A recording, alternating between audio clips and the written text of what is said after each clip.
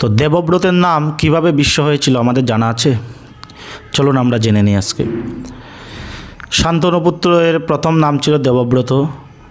তো রাজা শান্তনু একবার ধীবর কন্যা সত্যবতীর প্রেমে পড়ে যান। সত্যবতীর প্রতি মোহিত হয়ে তিনি সত্যবতীকে বিবাহ করতে চান। তো সত্যবতীর পিতা তাকে শর্ত দেন যে তুমি বিবাহ করতে পারবে, শর্ত হলো আমার কন্যার গর্ভে যে পুত্র সন্তান আসবে সেই রাজা হবে। কিন্তু তার আগেই তো তার এক পুত্র আছে। তো এইটা নিয়ে দেবব্রতের পিতা শান্তনু রাজা অনেক দিন ধরেই তিনি মনের সাথে যুদ্ধ করে যাচ্ছেন। একদিন হঠাৎ করেই দেবব্রত জানতে পেরে তার পিতা এই একটা প্রতিজ্ঞাবদ্ধ হয়েছেন। এখন তার মনে আর শান্তি নেই, তার মনের আশাও পূরণ হচ্ছে না।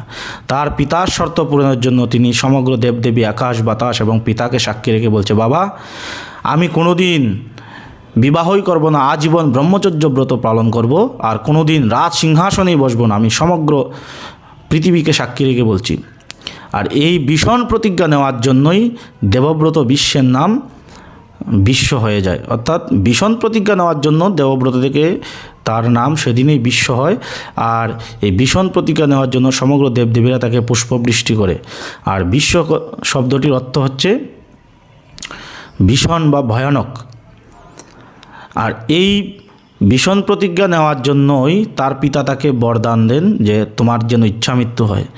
তো সেইভাবেই বিশ্বের ইচ্ছামৃত্যু হয় এই মকর সংক্রান্তিতে।